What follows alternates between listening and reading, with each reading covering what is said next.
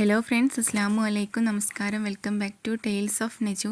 ഇന്ന് ഞാൻ വന്നിട്ടുള്ളത് വളരെ ഈസി ആയിട്ട് ഉണ്ടാക്കിയെടുക്കാൻ പറ്റിയിട്ടുള്ള റവ യൂസാക്കിയിട്ടുള്ള ഒരു കേക്കിൻ്റെ റെസിപ്പിയുമായിട്ടാണ്. 2 മുട്ട യൂസാക്കിയിട്ട് ബീറ്ററും അതുപോലെ തന്നെ ഓവനൊന്നും ഇല്ലാതെ ഉണ്ടാക്കിയെടുക്കുന്ന നല്ല സോഫ്റ്റ് കേക്കിൻ്റെ റെസിപ്പിയാണ്. അപ്പോൾ നമുക്ക് വീഡിയോയിലേക്ക് പോവാം.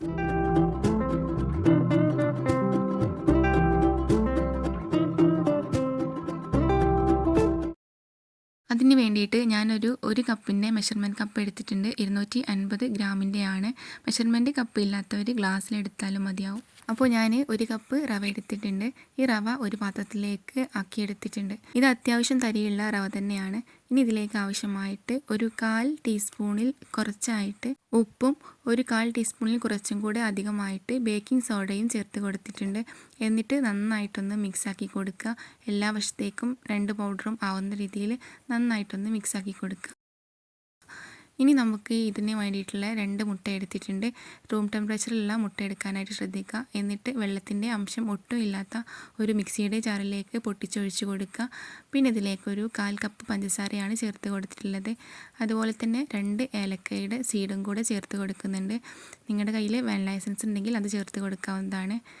പിന്നെ അത് നന്നായിട്ടൊന്ന് ബീറ്റ് ചെയ്തതിന് ശേഷം അതിലേക്ക് ഒരു 2 ടേബിൾ സ്പൂണൊക്കെ ഓയിലാണ് ഒഴിച്ച് കൊടുക്കുന്നത്. സ്മെല്ലില്ലാത്ത ഏത് ഓയിൽ വേണമെങ്കിലും യൂസ് ചെയ്തെടുക്കാം. അപ്പോൾ ഞാനിതാ ഓയിലും കൂടെ ഒഴിച്ച് കൊടുത്തിട്ട് ജസ്റ്റ് ഒന്ന് ബീറ്റ് ചെയ്തെടുത്തിട്ടുണ്ട്. ഓയിൽ ഒഴിച്ച് കഴിഞ്ഞാൽ അധികം ബീറ്റ് ചെയ്യരുത്.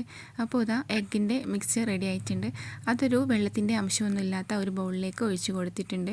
ഇനി ഇതിലേക്ക് നമ്മൾ നേരത്തെ ആക്കി വെച്ചിട്ടുള്ള റവയും ബേക്കിംഗ് സോഡയും ഉപ്പും കൂടെ ചേർത്തത് കുറച്ചായിട്ട് ഇട്ട് കൊടുത്തിട്ട് നന്നായിട്ടൊന്ന് ഇളക്കിയെടുക്കുക. പിന്നെ ഇതിലേക്ക് മൈദയൊന്നും ചേർത്ത് കൊടുക്കുന്നില്ല. ഈ റവ മാത്രം യൂസ് ആക്കിയിട്ടാണ് ഉണ്ടാക്കിയെടുക്കുന്നത്. നിങ്ങളുടെ കയ്യിൽ ചെറിയ റവയാണെങ്കിൽ ചെറിയ റവയും എടുത്താൽ മതി. അപ്പോൾ ഈ റവ ഇങ്ങനെ കടിക്കുന്ന സമയത്ത് നല്ലൊരു ടേസ്റ്റാണ്. ഇത് അത്യാവശ്യം വലിപ്പമുള്ള റവ തന്നെയാണ്. അപ്പോൾ കുറച്ചായിട്ട് ഇട്ട് കൊടുത്തിട്ട് നന്നായിട്ടൊന്ന് ഇളക്കിയെടുക്കുന്നുണ്ട്. റവ ആയത് കാരണം തന്നെ കുറച്ച് നേരം വെക്കുന്ന സമയത്ത് കുറച്ചും കൂടെ തിക്കായിട്ട് ബാറ്റർ വരും. അപ്പോൾ ഇതാ നന്നായിട്ട് മിക്സാക്കി എടുത്തിട്ടുണ്ട്. ഇനി ഇത് ഉടനെ തന്നെ നമുക്ക് ബേക്ക് ചെയ്തെടുക്കാം. ഒരു 5 മിനിറ്റ് വെച്ചാൽ കുഴപ്പമൊന്നുമില്ല. കുറച്ചും കൂടെ ഒന്ന് കട്ടിയായിട്ട് വരും. നന്നായിട്ട് കട്ടിയാവുകയാണെങ്കിൽ കുറച്ച് പാല് ഒഴിച്ച് കൊടുത്താൽ മതിയാവും. അപ്പോൾ ഞാനിതാ ഇതിന് വേണ്ടിയിട്ട് ഒരു നോൺ സ്റ്റിക്കിൻ്റെ കേക്ക് വയ്ക്കുന്ന ഒരു പാത്രം എടുത്തിട്ടുണ്ട്. ഇനി അതിലേക്ക് ഓയിലൊന്നും സ്പ്രെഡ് ചെയ്ത് കൊടുത്തിട്ടില്ല. കാരണം ഇത് നോൺ സ്റ്റിക്കിൻ്റെ ആയത് കാരണം തന്നെ പെട്ടെന്ന് വിട്ട് കിട്ടും. അതിലേക്ക് ഞാനിതാ ബാറ്റർ ഒഴിച്ച് കൊടുത്തിട്ട് ഒന്ന് ടാപ്പ് ചെയ്ത് കൊടുക്കുന്നുണ്ട്. ഇനി കുക്ക് ചെയ്യാനായിട്ട് ഗ്യാസ് സ്റ്റോപ്പിൽ പഴയൊരു ഫ്രൈ പാന് വെച്ച് കൊടുത്തിട്ടുണ്ട്. അതിൻ്റെ മുകളിലേക്കായിട്ടാണ് ഈ ഒരു പാന് വെച്ച് കൊടുക്കുന്നത്. എന്നിട്ട് ഇതുപോലെയുള്ള ഹോൾസുള്ള ടോപ്പാണെങ്കിൽ ഇതിൻ്റെ ഹോൾസ് ഒന്ന് അടയ്ക്കണം. അലൂമിനിയം ഫോയിൽ കൊണ്ടോ ഇല്ലെങ്കിൽ ഒരു പേപ്പർ കൊണ്ടോ ജസ്റ്റ് ഒന്ന് അടച്ചെടുത്താൽ മതിയാവും. എന്നിട്ട് മീഡിയം ടു ലോ ഫ്ലെയിമിലിട്ടിട്ട് ഒരു 20 മിനിറ്റ് കുക്ക് ചെയ്തെടുത്താൽ മതിയാവും. നമ്മുടെ ഗ്യാസിൻ്റെ ഫ്ലെയിമിനനുസരിച്ച് മാറ്റം ഉണ്ടാവും. അപ്പോൾ ഇടയ്ക്കൊന്ന് ഇതിൻ്റെ ഉള്ളിലൂടെ ഒന്ന് നോക്കിയാൽ മതി.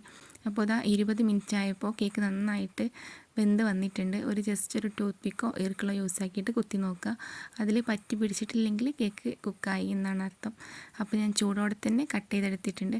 നല്ല സോഫ്റ്റായിട്ട് നമുക്ക് പെട്ടെന്നൊക്കെ ഉണ്ടാക്കിയെടുക്കാൻ പറ്റിയിട്ടുള്ള ഒരു ടീ കേക്കാണ്. അപ്പോൾ ഇതുപോലെ ട്രൈ ചെയ്ത് നോക്കാത്തവരുണ്ടെങ്കിൽ മസ്റ്റായിട്ടും ട്രൈ ചെയ്ത് നോക്കുക.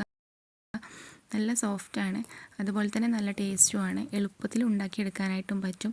മുട്ടയുടെ അളവ് കൂട്ടുന്നതിനനുസരിച്ച് ഇൻഗ്രീഡിയൻസിൻ്റെ അളവിലും മാറ്റം വരുത്താം. അപ്പോൾ ഇതുപോലെ ഒരുപാട് കേക്കിൻ്റെ റെസിപ്പി ചെയ്തിട്ടുണ്ട്. അപ്പോൾ കാണാത്തവരുണ്ടെങ്കിൽ കണ്ടു നോക്കുക. ബീറ്റർ ഇല്ലാത്തതിന് ഒരുപാട് കേക്കുകൾ ഉണ്ടാക്കിയിട്ടുണ്ട്.